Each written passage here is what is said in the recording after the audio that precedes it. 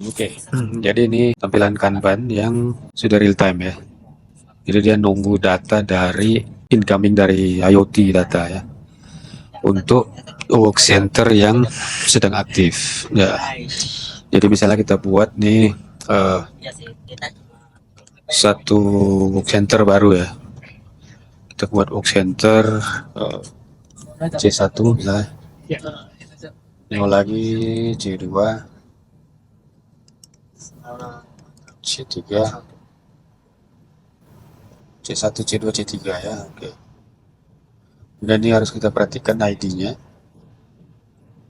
ID C1 adalah 7, C2 8, C3 9. Oke, nanti di aplikasi Casey sudah ada ya tab untuk setting ke device. Yang ini belum ada nih di lokal saya. Dan nanti data yang datang dari IoT ada di sini. IoT records untuk center C3 sini. Oke, kita buat dulu misalnya suatu produk. Inilah misalnya ini bill of materials. Ini apa aja? Dash operasinya adalah C1, C2, C3.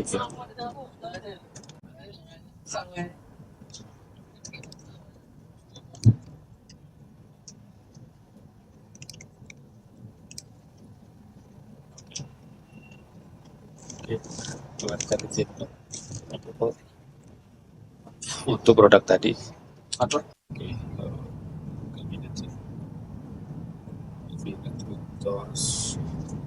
status. Oke, mau folder C1, C2, C3. Save confirm. Nah, dan di sini kita bisa search. Kita mau pantau C1,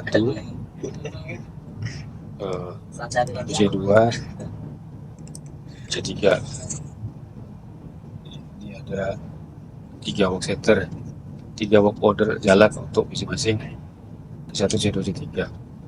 Oke, ini bisa kita save C order filternya. Di awalnya dia black, tapi ketika kita pilih C dia akan muncul. Dan ini ada dibagi, ada timer untuk dia fetch data dari modul. Oke, berikutnya kita coba di work center C1. Kita start production. Nah, ini real time berubah ya, progress. Nanti warnanya akan ngikut add-on coba gini. Oke, sekarang kita fokus ke sini C1, work center C1 dan monitor di IoT records tabs. After defaultnya 0, ID 7 ya, 7. Sekarang kita coba push lewat database. Ini seolah-olah datang dari Node-RED ya. Ini parameternya work center ID 7 ya. 7 ini negatif. Jadi cari harus dinamis, di value yang khusus yang ini aja. Yang ini sesuai masing-masing ya, dinamis juga ya, bisa true bisa false. Jadi mesin di production, oke, anggap true dan counter dia 1. Nah yang lain-lain current timestamp aja seperti ini. Create wait, create write wait, kasih aja 2 ini user admin. Nah, ketika ini dieksekusi database, nah ini dia akan mencari work center 7 ini apa, di odonya ada nggak, kemudian apakah dia tuh ada apa namanya work order yang aktif nggak untuk ini, untuk si work center 7 ini ada nggak dia yang aktif. Kalau ada, maka kita bisa lihat, nah ini masuk ke sini recordnya, name ini timestamp work center 1, dia langsung dapat kode record work centernya, work center. Nah kemudian dia juga nyari work order yang aktif atas C1 ini ada nggak dia. Kalau ada dia isi, sehingga dia ngelik ke work order yang bersangkutan. Ini, yang ini ya, yang C1 ya, C1 order.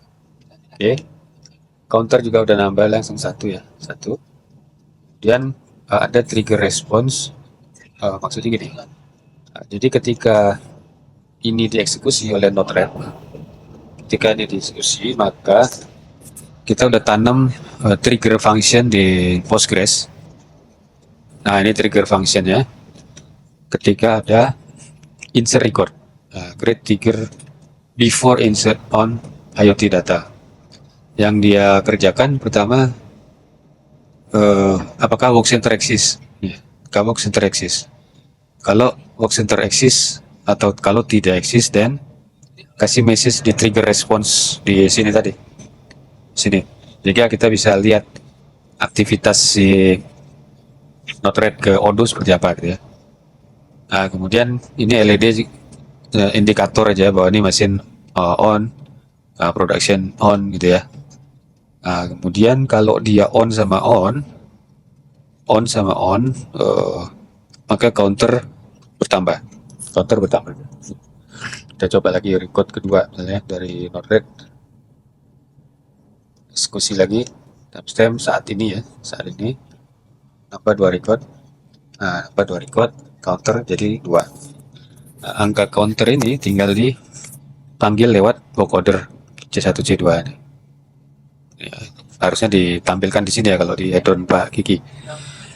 Yang di add-on saya belum. Oke, tapi yang jelas ini udah bisa real time ya. Udah bisa real time tadi in progress. Kita coba kalau ini mesinnya off sekarang ya. Jadi dari Node-RED ini false, production false. Nah, ini menurut logic ya, menurut logic coba kita cek. Nah, ini menurut logic dia tidak menambah counter ya, karena mesin on, mesin off, production off, counter walaupun di sini 1, nah di sini counter tidak bertambah.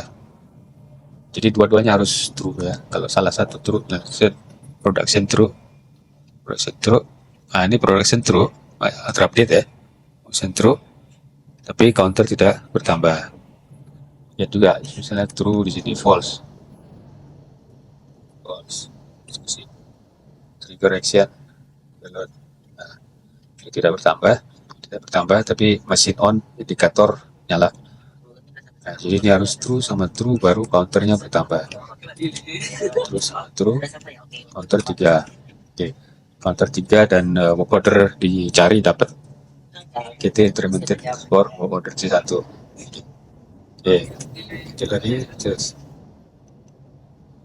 Oke, dan demikian seterusnya. Gitu.